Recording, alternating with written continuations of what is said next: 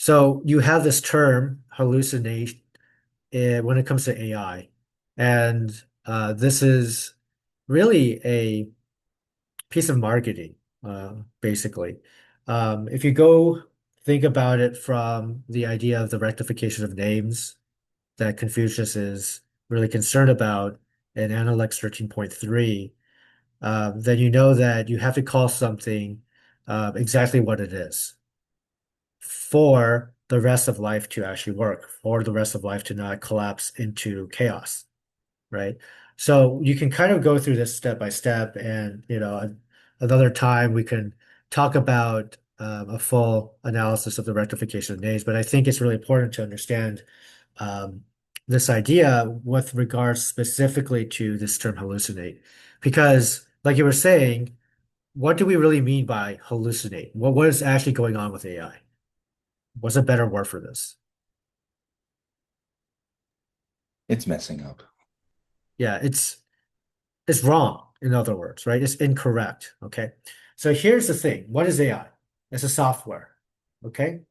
So if you're saying that my artificial intelligence software is giving me from time to time incorrect answers, then I know the software doesn't work. And then if you are going to say, okay, we need to improve the model, we need to feed it more data, we need to train it on more data, we need to um, build a bigger center for it. We need to get more advanced chips for it, whatever, right? Every time you do that, it still so-called hallucinates. In other words, it still gives you wrong answers. What does this tell you about the whole direction? The problem with the term hallucinate is that it implies certain things, right? If somebody is smart and then he's hallucinating, there's a few things here. One, it implies that that's not naturally what he's like, that he might be on some kind of intoxicant, right? So he's seeing things that aren't really there. Okay. Number two, it implies that these things are so blatantly untrue, so obviously untrue, nobody would believe them. So that if AI so-called hallucinates, you're reading as a human, you would look at it and be like, oh, that's incorrect, obviously. It's hallucinating at this one spot. But that's not actually, I mean, think about it this way, right? If I need you to build me a bridge and you're incorrect from time to time, I know I can never trust you to build that bridge. I have to double check all your work, therefore making more work for me. So if you recognize that your AI software is wrong with a certain amount of frequency and has no ability to think, I'm not so sure about this. I'm going to point it out to you, and then we'll talk about whether I'm right or not. If it has no ability to do that, it is not something you could ever rely upon. You could never depend upon it, right? So by using the term hallucinate, you actually have manipulated everybody. Okay. What happens when you don't use the right language? Then you can't, sorry, when you don't use the right words for something, then it means you can't use language effectively. And if you can't use language effectively, um, then you cannot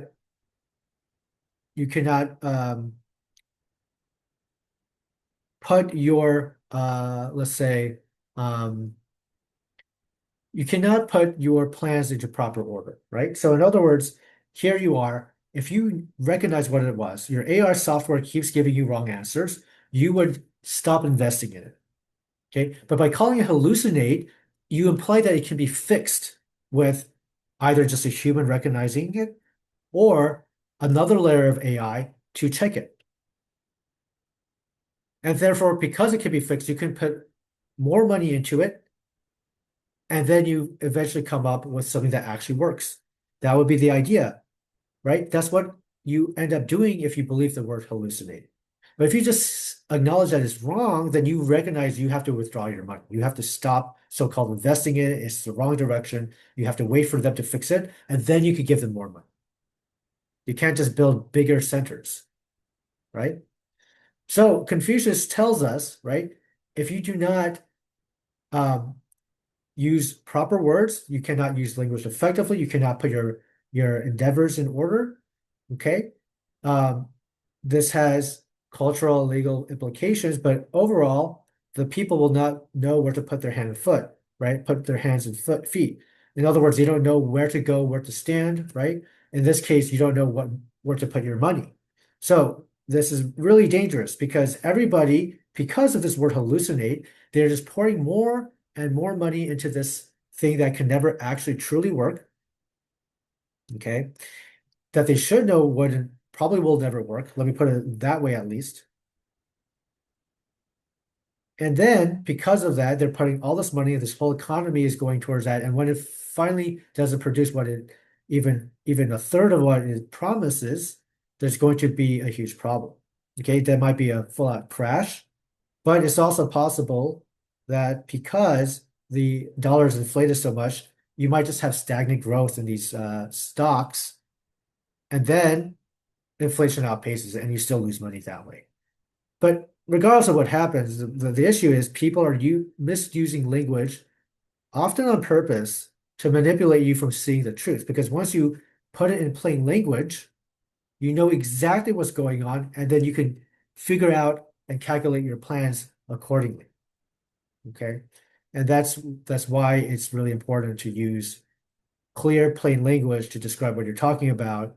And not, I mean, this is kind of another topic, but if you look at the founders of the writers of the Constitution, the Federalist Papers and so forth, uh, or if you even look at certain Aristotelic, uh, certain writings by Aristotle, let me put it that way, what you'll find is that there's a high amount of vocabulary, but a very thin superficiality of thought. Okay, and you do that because you can manipulate language to give the impression of depth, the impression of seriousness, the impression of profundity, but in actuality, you're just manipulating words to give an impression of something that's not really there. And that's what's going on with AI.